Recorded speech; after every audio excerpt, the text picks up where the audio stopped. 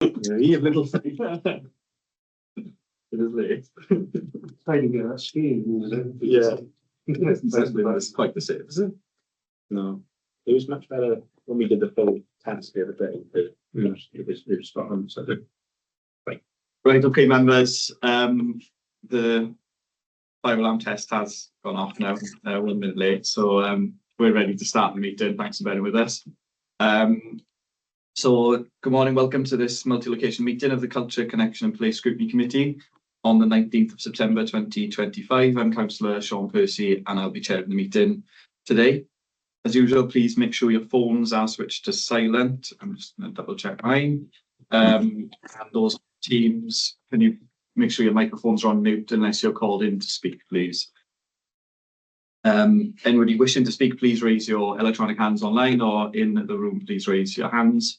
We have a few members in the room with us today. We've got Councillor Helen Carey-Clark, we've got Councillor Gareth Rice, Councillor Laura Williams, Councillor Bob Wilford, and we've got Simon Brennan and Tom from Democratic Services here as well. So, I will move on now to declarations of interest, which is item 2, and just ask members if there are any declarations of interest today. no declarations, Chair. Great, thank you. Usual disclaimer: if you realise you need to make a declaration during an item or the discussion, please just pop your hand up. We'll sort that out at the time. Just a note before we start today's meeting, members will be aware we've got a workshop session following this meeting, looking at the active travel network maps. What we've decided to do is schedule that for 11 AM. So if this meeting finishes before 11 AM, then we'll have a short break. For those on Teams, you'll need to exit this meeting and join the other link. And obviously for us in the room today, we just may have a short break between the two meetings. So I am aiming to keep the meeting to an hour. We'll see how that one goes. But we've only got one item, so I'll be fine. So we'll move on through the agenda then. We've got no items from the Cabinet Follow-up programme today. So the next section is the Scrutiny Follow-up programme. So we've got the mid-term review of the South West Wales Regional Economic Delivery Plan, which is on pages 3 to 76. Believe we've got Andrew Collins on Teams, who's going to present the report for us, and then we've got some questions from members after that. Over to you, Andrew. Thank you, Chair. Yes, this report is concerning a mid-term review of the original Regional Economic Delivery Plan, which was published back in 2021 and endorsed by the region and by Neath Talbot Council as well. As we're now 4 years into that plan, which was due to take us up to 2030, and because of significant changes within the economy, both nationally, globally and locally, it was felt prudent that we invite the consultants to publish a mid-term review of where we are with regards to our economic regeneration ambitions within the region. So the mid-term review is due to be submitted to the South West Wales Corporate Joint Committee next week. So the purpose of this report is to bring it to members' attention for information and for scrutiny. Okay, thank you, Andrew. Simon, you've got anything to add before I go to questions? No, two good questions, Chair. Okay, fantastic. So my first question is from Councillor Bob Wilford. Bob? Yes, thank you, Chair. On page 14 of the report, paragraph 7, it mentions that in that paragraph there, just find out,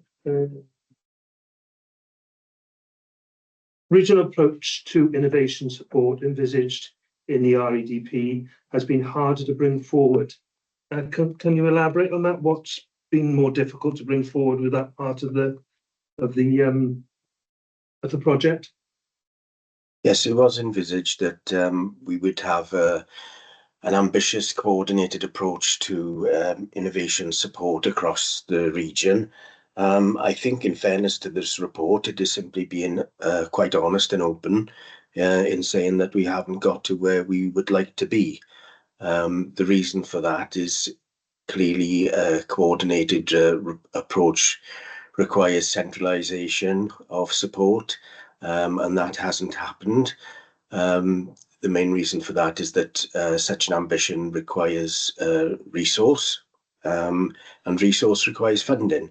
And unfortunately, the funding hasn't been available for us to realise our ambitions in this respect. We would normally, in the past, have turned to European funding possibly, but obviously that isn't available at the moment. But however, it remains an ambition of the region that we do bring together an integrated and coordinated support. And it's still something that we will strive to deliver going forward. Okay, thank you, Andrew. Bob? Yeah, just so you obviously have some strands you're looking at now to try and push that forward. Are there any kind of things on the horizon that might help that or not? Well, SPF is obviously a source of funding that we would be looking at when that is released next year. So yes, the region will have to, get its heads together and allocate some of that funding towards delivering the integrated support that or the centralised support that the region has an ambition to deliver. It has been tried in the past with some success and some failure. It has to be said, if I'm honest, because whilst we work together as a region as best we can, there is still individual authorities who want to protect their own ambitions with regards to inward investment. So, but it's still something that we will pursue. Okay. Okay, so thanks, Andrew. Simon, did you want to add to that? Yeah, I suppose you've got the emerging position with the CJCs and whatever that might bring, however long that might bring it, who knows? But I think Andrew's right. There's always a balancing act here for me between what are our local ambitions and ultimately, we're here to serve our members, and that's our local members. But obviously, we also work on a regional basis. And we have a really good, strong working relationship across the region with Swansea, Thames and Carmarthen. And we have, things like this plan, for example, are a good example of that, how we see the region and how we're stronger as a region together. But nevertheless, we still have localized issues that we need to deal with. And when you get inward investment, we tend to get leads sometimes through Welsh Government, but now we're getting more through things maybe like the Freeport and other different avenues of getting inward investment. And it's our job as local officers to try and land those in the best way that we can, and to put the case of Neath Talbot forward. Of course, if Neath Talbot can't service it, then we're always pushing things back and forth, and we will have those conversations that say, look, they're looking for 150 acres or something. We don't have that. Can you service it in Swansea? Or because you have to remember that a lot of our residents also travel to work. They're not confined within Neath Talbot, and if there are opportunities east or west or north, they will take those. So it's about making the locality stronger generally, I think. And Andrew's right. It's because you've got that balance between localized and regional ambitions. There is always that challenge when you put regional teams in place, because ultimately, selfishly, we'd like to land it for Neath Talbot rather than we'd like to land it for Swansea, perhaps. Yeah. So, and I'm sure my colleagues and we all work together a long, long time, and we would all say the same things, really. But we do want to make the region stronger as well. So it's balancing up all those two ambitions. Okay, thanks, Simon. Just another follow-up from me, I suppose. And I think that attitude and approach, is there with officers and members, isn't it? From a political point of view, people also want to land things for their area and their constituents. So I think that just reflects some of the political realities too. But just coming back to that funding and resourcing for a regional approach, a joined up approach. I sit on the CJC Scrutiny Committee as well, and we've had a lot of discussions there around the level of activity the CJC is actually undertaking, and the budgets have been sort of a do minimum approach, which hasn't really resourced the CJC to to perhaps do everything it could do. And I'm just wondering whether this is potentially linked to that, or whether, I know Andrew's touched on, perhaps this might need significant external funding. But just for me to sort of take back into the CJC scrutiny, is this an example of something that's not been realised because the CJC is still in a sort of skeletal position in terms of its staffing and resourcing from the constituent authorities? I mean, I suppose that's a wider question about what we want the CJCs to be. Yeah. And I think that's not just a regional question, that's a national question. And then there's the, depending on what happens next May, who knows what construct the CJCs may still be in. We may be developing something that doesn't then go forward. We may be developing something that is the model for going forward. We just don't know at this stage. But, I think there's always that balance, isn't there? Because, ultimately, as you say, you're here to represent the residents of Neath or Talbot, and we're here to serve you in terms of making the position as good as it possibly can be in terms of the residents of Neath or Talbot. And with the CJC, of course, you've got different ambitions and different political setups and all the rest of those things. So that's, for me, where the challenge comes, is that you have a regional body that's not necessarily reporting to a regional political structure, because we've got a local political structure. And so I think, that is always going to be the challenge going forward. Yeah. And I think we would all recognise that, whether it's in economic development or regional economic planning and all of those sorts of things. I mean, some things like highways, for example, I think lend themselves more perhaps to that regional feel, because ultimately you can't have a road that stops, and we all got to work together to make sure that goes through. And to get to West Wales, you've got to drive through Neath or Talbot, etc. So, I can see how that really forms and needs to be done on a regional basis. Is somewhat more difficult, I think, in terms of things like inward investment. Yeah. Okay. No, that's a fair point. Fair point, of course. I know it's probably extremely early to be asking a question like this, but with all the news about the investment coming in from America with weapons to government, I mean, this is innovation. They're talking about innovation there. Are we going to be going after that governmentally? Do we know, that we can tap into that, because they've made there's big play on the fact it's going to not just London, it's going to other regions, it's going to Scotland, it's going to the north. Well, when I feel as an area, we're striving ahead with innovation, with the wind, offshore wind, and everything we're trying to do. We're going to be tapping into that. There were two things: was innovation and advanced manufacturing. I think were both mentioned, which are both things we're looking at regionally. I mean, as you know, we've set up facilities like the Innovation Centre, the Bagman Technology Centre. We've got a lot of emerging industries in that, spin-outs from the university. So we've been really successful in that part of it. The more difficult part of the equation, really, I think, is you can do those things to a certain extent, but you've got to get your building blocks in place. So it's great spinning out a company. Have you got the skills? Are you going to be able to get your residents into those jobs? Skills is a massive part of that. Then you've got things like sites and premises.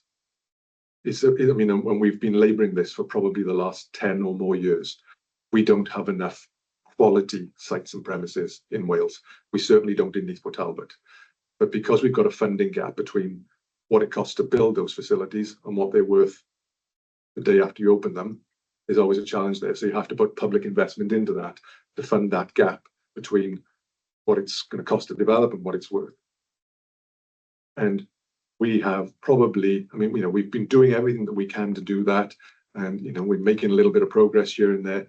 But if you think about where we are as a country, a lot of the time we're living off stuff that the WDA did 30, 40 years ago.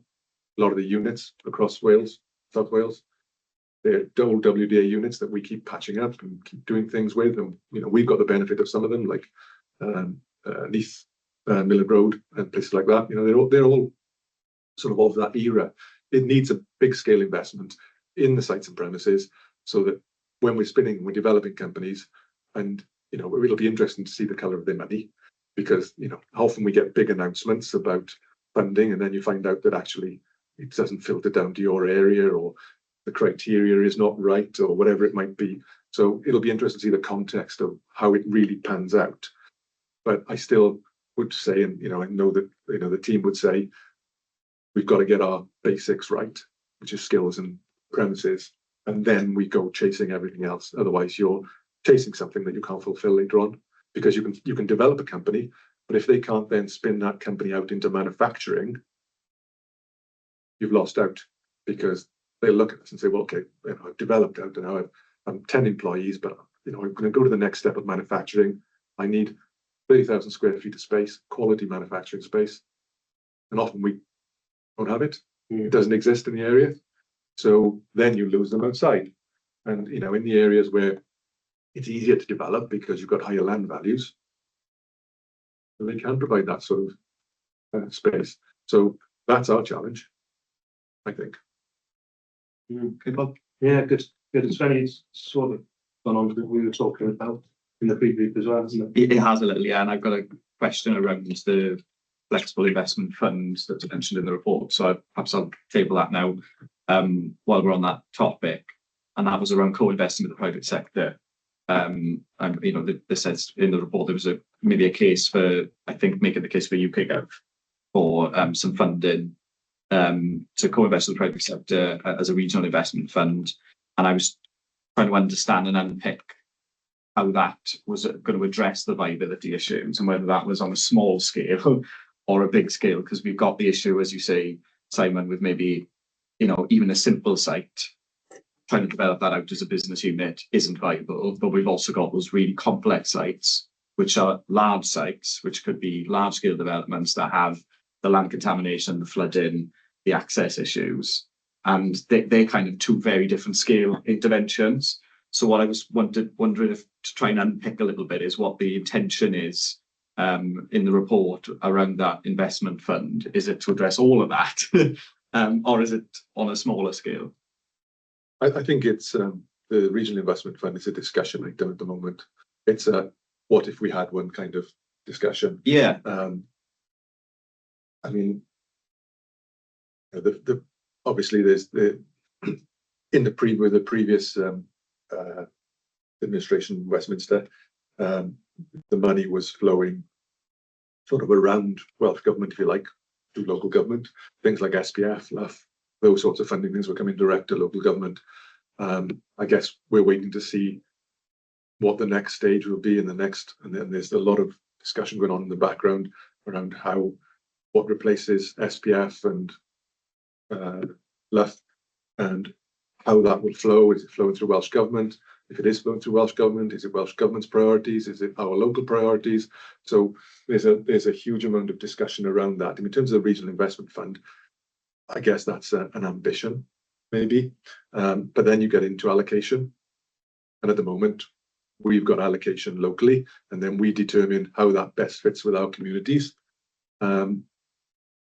If you go into and it could go through a CGC or whatever it might be, then you'll be bidding into that, I guess, unless they're going to do just and if they just allocate in the way that we basically got it at the moment, then it's not really an allocation process. Yeah.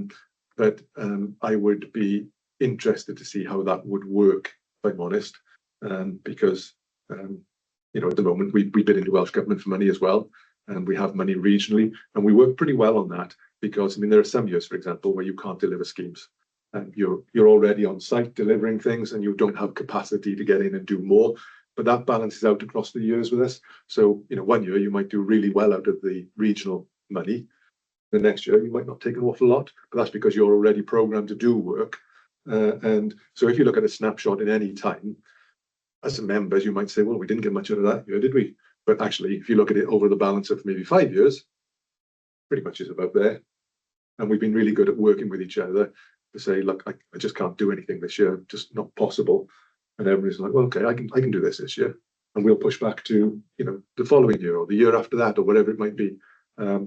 Because as you know, with developments generally, they do take some time to get to to fruition. And that's and with relatively small teams, that's always going to be a challenge. Yeah. Okay. In terms of the bigger sites, I think you mentioned, I guess you're touching on things like the energy park there. Yeah, that's one of them. But I mean, Harbourside, Harbourside. we've done a lot of work there, and then we will come on to Coed Darcy as well. Don't we? Yeah, there's lots of Well, I mean, we've been, obviously, we've done a bit of remediation on Harbourside, for example. We just bought more land. We're just about to go on site to do that contamination work, to do the site investigation work, and that's be going out in the next couple of weeks probably. We've been working with Welsh Government, and I just came off a Welsh Government meeting before this one, around how we take the energy park forward. As you can imagine, it was basically left by the previous owners in large part for the better part of almost 20 years. And Welsh Government are doing a lot of site investigation work there, contamination testing, and they will have the results of that, I think, in Q1 of 26.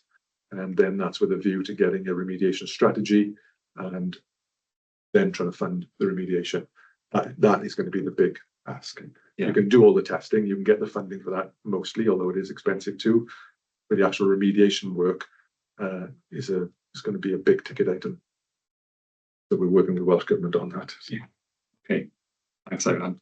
I'll move on now to Councillor Laura Williams with a question. Thank you. So just around how this document is being used to shape the RLDP, and then how do the two documents support each other? Can you take that one? Yeah, I've raised this with my colleague Lana Bynan in planning, and she categorically assures me that the two documents are absolutely dovetailed together. In fact, it's the same consultant that is working on this document and on the economic case for the delivery of the RLDP. So yeah, we can give a categorical assurance to members that the two documents are inextricably linked.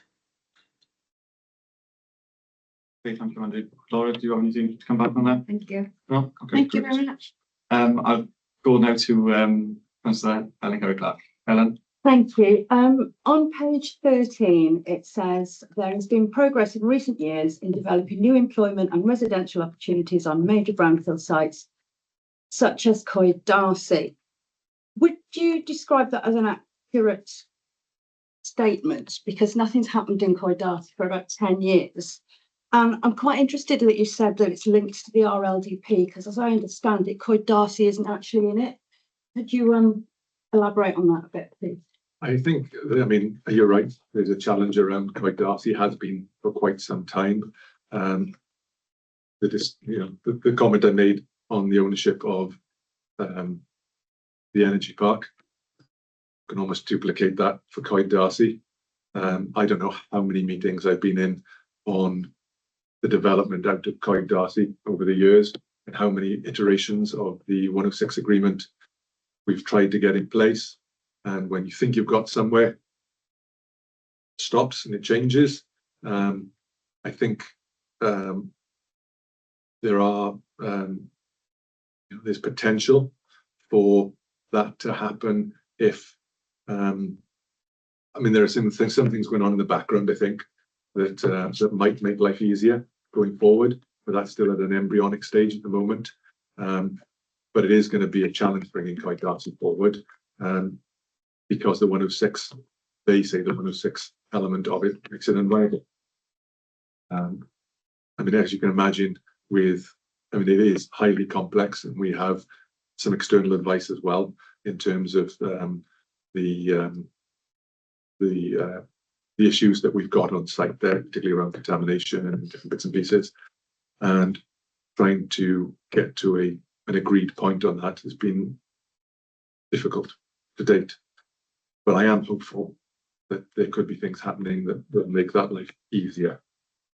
As you know, St. Modwyn's rebadged that part of it as, I think, is Revantage. And I don't think it's a massive secret that they don't see themselves being involved in Wales in the long term, which hopefully will give some light at the end of the tunnel. Okay. Have any follow-up for that, Helen? Yeah, just come back on the RLDP bit. Yeah, I mean, Lana would be better placed than I to comment on that, really. But I think the position with the planners is that they need to see that something can be delivered during the period. And I suppose they've history has shown that we've got to an agreement or nearly an agreement and then was not agreed and all the rest of it. And so they want to see deliverability, and they said if it's not deliverable, then it can't form part of the RLDP. And from our point of view, obviously, it's potentially a major housing site that we would want to see delivered. So it's a planning question, really, rather than it is a development question. But I am trying to give the best answer that I can in the circumstances. Okay. Yeah, that's great. Thanks. Yeah, thanks for that, Simon. I think on this is an item the committee I think is going to keep a close eye on, and just on planning briefly. I mean, we're still trying to work out the logistics of it, but we are having some conversations with Lana about how the committee can be involved in the development of the RLDP. So I suppose watch this space for that, because some of these discussion points could be useful in terms of how we feed in maybe to some of those policy areas as well. So I'll keep members posted on that one. Do any other members have any questions before I go through another couple on my list? Can't see any at the moment. So the next thing I wanted to flag up was in relation to the South West Wales Metro. And from my point of view, it's quite reassuring to see it in the report and the level of prominence it's got in the report. Because it has been an interesting one in terms of that project. It sort of had a lot of buzz and hype maybe 10 years ago or a little while ago, and certainly dropped off the radar a little bit. And it feels like that's picking back up now, and it's a really big opportunity for the region in terms of having better transport links between some of our communities. And I mean, even on the last discussion, if the metro was delivered in full, there'd be a station in Llandarcy, for example, which would have sustainable links to Coed-Darcy, which could actually unlock, a lot of investment there as well. So the only sort of critique I give of the report in terms of the metro is I think, although I'm glad to see it in there and some of the prominence it's got, I think it's probably underplayed actually in terms of the impact it could have on the region. And not just for those sites like Coed-Darcy, but from an employment point of view. And I know we've had discussions about this in Scrutiny with Andrew actually around access to employment, and transport is one of the biggest barriers. And that counts the same for access to training and the level of ambition people have. And the document acknowledges that we've got high levels of economic activity, we've got skills issues, and we know we've got issues in terms of transport. And it just feels like, and I'll be giving this feedback in the CJC as well, I think we need to acknowledge the full potential impacts of that investment, not just on access to employment, but actually dealing with the economic activity issue and the training issue as well. So I just kind of wanted to make that point. I don't know whether Andrew or Simon want to respond on that, but the only other thing I'll say for the I know the cabinet members here as well. As a council, we also need to be pushing as much as we can this scheme. It's not something we're going to be funding. This is going to need significant amounts of external funding, and we need to be screaming and shouting about the potential impacts for our area that this could deliver. And I just kind of need to get that off my chest, because I think if we're banging that drum and Swansea banging that drum, there's going to be some, hopefully some more movement on it politically as well. Andrew, sorry. No, you're absolutely right, Sean. We've had this discussion before. We work with colleagues who are trying to get people into employment through workways in the past and other schemes. And they will tell you absolutely categorically that the biggest barrier to employment is transportation. It's not skills, it's not confidence, it's not experience, it is transportation. It is getting people to and from work and to and from training. So you're absolutely right. It is probably one of the most important elements of our ambitions regionally, if we are to be serious about bringing forward significant economic regeneration. Yeah, so I don't know, Simon. I mean, in terms of the actual metro itself, I mean, James Davis would probably be better positioned to give you the full update on it. I mean, I think Andrew's absolutely right. I mean, we've always acknowledged that transport to and from work is and training is a challenge. And I mean, it's hard, isn't it? Because I mean, we've seen the sort of public transport system contract over the years, and I mean, the challenge always is that, you know, employers want you there at a specific time generally. I mean, it is somewhat easier these days with, you know, more working from home, and also, you know, if you look at the council, for example, with more flexible working hours, that allows people to maybe get onto a bit of public transport that if we said, oh, you had to be here at 8 o'clock in the morning, might not exist. So, you know, I think it's for employers as well to try and work with what's out there, rather than perhaps being a bit sort of more dictatorial about when people have to start and finish. I guess with, you know, I know with factories and things like that, very difficult to be flexible because you've got production lines and you need them all there at a particular point. But you know, wherever possible, that's a challenge.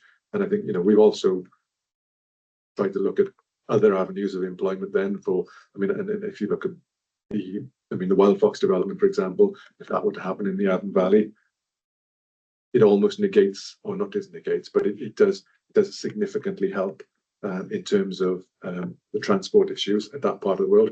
The ironic thing is there, we probably then have the opposite, where we're trying to bring people from the coastal areas up to Wild Fox, and that would be a challenge getting them there. But I mean, if you've got a system that's working both ways, then it starts to become a bit more viable anyway. Yeah. So you know, fingers crossed, we'll get some improvement. But you know, it's a really difficult area, public transport, and I know that, you know, Welsh Government obviously through TFW have got more involved in the years, and the bus franchising and all of those things. But whether there's an absolute fantastic solution there, I'm not sure. Yeah, and I think that the challenge is, I mean, you mentioned the bus franchise, and we've had some discussions on that in Scrutiny, and looked at some of those potential future routes. But I was chatting to Tom actually about this after pre-briefing on Wednesday, and you know, I can go back not that long ago, 15 years ago, when I was in college, and you could get, you know, the buses from Carmarthen were every 20 minutes, the buses from Sandfields were every 20 minutes, the bus to Neath was every 15 minutes. You could get from Carmarthen to Talbot at 10 o'clock at night. You know, that was 2010, it wasn't a lifetime ago. And even with the franchising proposals, I'm not expecting that day one in 2027 we're going to be anywhere near that level. It's going to be better than we are now. But this is a message, I think, you know, to Welsh Government and actually regionally, because there is a question as to what we can do as a region in terms of adding funding in to that as franchising pot. And actually, sometimes a small amount of money can have a really big impact on, particularly earlier and later services. They don't cost a lot of extra money to put on. You're not buying new vehicles, you're not taking on new drivers. And I think we do need to take a serious look at that, because once we understand what Welsh Government are going to put into that pot, we need to see what level of ambition we've got for that public transport system and where we can get the most benefit. And if it is putting a bus on at 6 o'clock in the morning from Carmarthen, so people can get to the Amazon warehouse or to get to Swansea City Centre, that could unlock employment opportunities for people. And I think we need to be looking at that sort of micro level, actually, when we get to that, because we now have a role in planning the public transport system, and we do need to be joined up, don't we, between economic development and transport then, to make sure that that works. Sorry, Helen, did you want to? Yeah, I was just going to say, I think in addition to that, we need to look at active travel in relation to public transport as well. We just don't join it up at the moment. So I just wondered what plans we have to make it all one big ball. Well, I'll only chip in on that because I was speaking to James Davis about it on Monday. You know, James has been looking at the you know, the structure of the engineering and transport service area, and we had that exact discussion, because I've got some active travel work happening in my ward that isn't going to improve the accessibility of the bus stops, for example. You know, I've got some bus stops that don't have the raised curbs, but we're going to have drop curbs for wheelchair users still on the pavement, but they won't be able to board a bus. And we were almost there, but we just weren't quite, because we didn't have that passenger transport input into the active travel work. But, you know, that's been flagged internally, and I think we are going to get there. I don't know, again, I don't know whether Simon's going to add to that, but I'd had the conversation on Monday as I was telling, so. Transport planning is outside of my remit. I know. Maybe I've covered that one for you. Councillor Jordan, did you want to come in? I'm sure. Apologies firstly for my lateness this morning. Got a vet on the yard since early, sorting the horse out, so apologies first off. Secondly, Sean, going back to bus franchising and active travel, etc., free travel for over 60s. All the money that sort of is put aside to allow persons of my age to travel free of charge on buses at the present. I would quite happily pay a fee, an annual fee, to sort of maintain a bus service. It's not well and good having a bus pass, but there are no bus passes. There are no buses to use. So I'd rather pay a small fee, well, a fee, an annual fee, a setting up fee, etc., to maintain a bus. Cheers, thank you, Sean. Yeah, fair point. I mean, I know lots of people have expressed that in the past, but I think there's political considerations there, to be honest. Right, I'll just draw us back to the document for a moment, though, because I'm not always the best on transport, because this is a hot topic of mine. Are there any other questions or comments on the report we've got in front of us? I can't see any. What I just want to draw members' attention to is the recommendation, which is that we note the contents and endorse the findings of the report in advance of its submission. Now, I'm quite happy for us to do that, but what I suggest we do in addition is, between myself and Tom, is that we just write up a summary of some of this feedback into a letter, and that can perhaps go to the CJC with the report. Perhaps, I don't know quite where that to deal with that, but I'm just thinking, with my hat on the scrutiny, on the CJC scrutiny committee, it would be quite useful, I think, if some of this feedback gets to the CJC point. I'm just thinking, rather than us putting forward amendments to this document, which is a regional document, which is quite difficult to do, and never really achieves anything because of the nature of the document. I just wonder whether that might be a way of ensuring these discussion points get to the CJC. I don't know whether you've got a thought on that side. I suppose it sort of goes to regional directors, really. Okay. At the moment, so happy to take them back there. Yeah. As comments, and I certainly can take them to. I chair the regional leads for region and economic development across the South West Wales region. So again, happy to feed that back in there, and we have fed back a lot of these points really through the process. Yeah. So it's just an endorsement really of some of the things we've said along the way. Of course it is, and if we perhaps we write it up as a letter, from the scrutiny committee, that could, it adds maybe a slight weight from the members' side of it then, doesn't it, I suppose. Are members happy with us doing that? It'll just be a summary of the discussion, really. I think it's a good idea, because any kind of reminder or interjection is going to help us. Yeah, I think so. So I'll draw members into that recommendation, and I'll pause that, and obviously we'll present the summary of the meeting as well to Simon to pass on to the regional directors. Can I have a seconder for that? That's it. Bob, thank you. Okay, are there any abstentions, members? No abstentions, Chair. Okay, if members don't vote to the contrary, then I'll take it the recommendation is approved. No indications of contrary, Chair, so that recommendation is approved. Okay, fantastic. So we'll move on now to performance monitoring. We've got no items for that today. And then the next thing is the forward work programme, which is on pages 77 to 96. Tom, have you've got a few updates to report back to members, and I think I'm chip in as well at some point. Yeah, thank you, Chair. I'll try not to be as exhaustive as pre-briefing. So just a bit of clarity, and obviously for any members of the public watching who may monitor the forward work programme, So members may have seen that originally for this meeting, we'd intended on having the regeneration and economic development strategy and also the quarter one performance monitoring report today. These have had to be pushed back due to basically some changes to the way that the Q1 performance monitoring reports were being processed. So all of the scrutiny committees have had their ones pushed back to later meetings. And I believe there's more work required on the economic development strategy. So that is coming to us just at a later meeting. And then obviously the chair mentioned at the start of the meeting, we wanted to utilise this slot really for the workshop on active travel, because I know the committee's keen on that. So that's why we're having that immediately following this meeting. We've added the October the 10th meeting to scrutinise the Neath integrated transport hub.